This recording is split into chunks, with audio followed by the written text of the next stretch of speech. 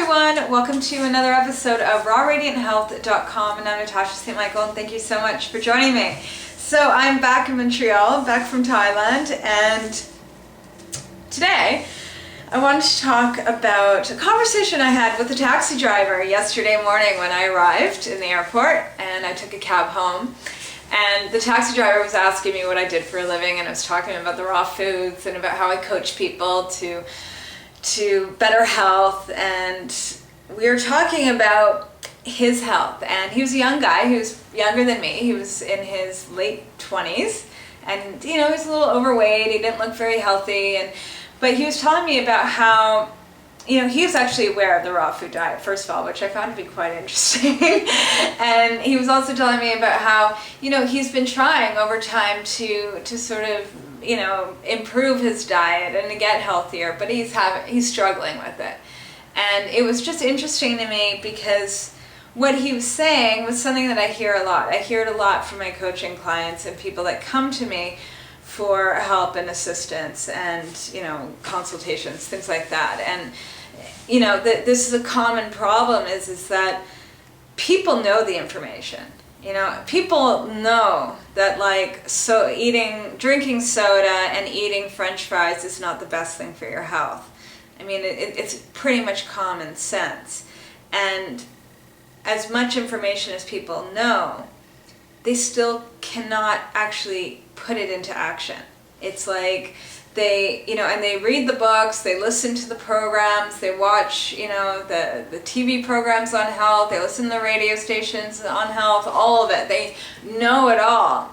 And, a lot of them can be even like an encyclopedia of like how to live a healthy life, but they're not able to walk the talk. And this is something that I find to be very common, and what I also see with it is it's how people go about it. It's like they educate themselves, they have the information, they know what their choices are, but for some reason there's always something that's blocking them.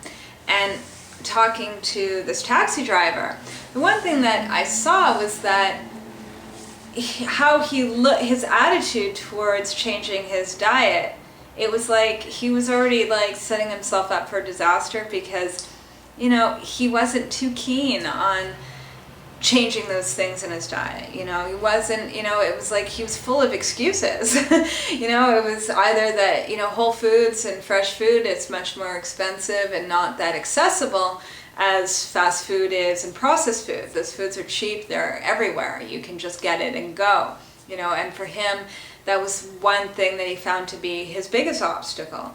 And then the second biggest obstacle was that he just emotionally had a very difficult time letting these things go. And that, it's either having the attitude of all or nothing or trying to cut down on these things, but finding that over time, he wasn't able to maintain it. And what I found to be interesting was that within our conversation, I could just see that it's like, when it came down to it, is that he wasn't excited about changing his diet. He wasn't looking at it as something that was going to bring great things into his life. He was looking at it kind of like, misery, or deprivation. And the moment you start looking at making lifestyle changes, and it doesn't necessarily even have to even do with your diet. It might be that, you want to improve your relationships, or you want to reduce the stress in your life, or you want to take care of other things in your life that will help support your happiness and your well-being. And if you don't see it in a positive light, and if you don't see you reaching a goal or something that you really want by letting go of these negative lifestyle choices, you're never going to get there. And it was interesting for me to see that I looked at it with him on a different angle, and I presented it to him on a different angle, where I was like, what about instead of focusing on everything that you need to let go of and everything that you need to cut down on and all those things that you feel like you need to cut out of your life, instead of looking at that and making the list of all the things that you're doing wrong, why not look at the opposite side and focus in on what you can do that's right? And what that means is that instead of focusing on all the foods that you got to cut out to be healthy, why not focus in on what are those things that you can do to improve your health? And that might mean, adding in one fruit a day. It might mean adding in a salad a day. It also would mean picking up an old sport that you once enjoyed doing, or starting to exercise again. What are the things that you can add in instead of looking at the things that you need to let go? Because I'd say about 75% of the population cannot get onto a healthy lifestyle because they're focusing all the time on what they need to let go of, what they need to get rid of, what they need to cut out of their life. And the moment they start looking at these things, it's like they're deprived, life is going to be boring and bland, right? And they're not going to have any joy in anything, no entertainment, nothing. So, and if you're one of those people that it's like the moment you start thinking about a diet and you start getting depressed and you start feeling like, you're even deprived before you even get started, then you need to start redirecting your energy and your attitude towards, and your focus on those things that you can add in.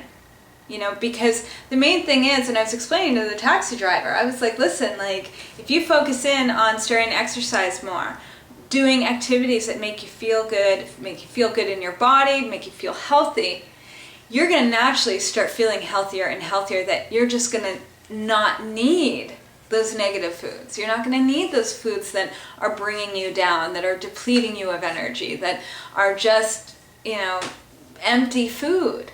Not going to need it, because the better you feel, the more you're going to want to add in more healthy and good things into your diet, your lifestyle, everything. So my suggestion to you, and it was interesting to see with this guy because he started getting pumped up. He was like, he's like, I'm going to get back into hockey. That's something I love to do. I used to be in great shape when I was a teenager. I'm going to maybe go back to the gym. And it was like suddenly he was inspired and it was great. It was good to see that. And I see that a lot with my clients. It's like, forget about, those things that are just going to weigh you down and make you feel like you're missing out on life. And that, if maybe you can just torture yourself for a month and get through it, maybe you'll get the results you want. Because you know what? Once you torture yourself and once you feel bad and once you feel deprived, it's really hard to sustain in the long term. But if you do the opposite of doing things that really inspire you and make you feel good about being you, that brings back your self-confidence, then you can take your health to a higher and higher and higher level. I assure you on that. So that's something I'm going to leave you with this weekend, is to think about, what are those things you can add into your diet and into your lifestyle that make you feel good. And I just want to mention 10-Day Juice Fast starts next Tuesday, August 10th. Go to my website at www.rawradianthealth.com. Sign up today. There's daily videos for the Juice Fast. There's an online forum. You get to meet everyone that does it. I'm there to answer questions and offer support. Beginners and experienced fasters are welcome. It's for everyone. It's a fantastic program. So go to www.rawradianthealth.com, sign up. It's a perfect cleanse, a perfect way to kickstart healthy lifestyle. And if you need to lose weight, this will definitely help you get started. So have a fabulous weekend, everyone, and I'll see you on Monday. Bye.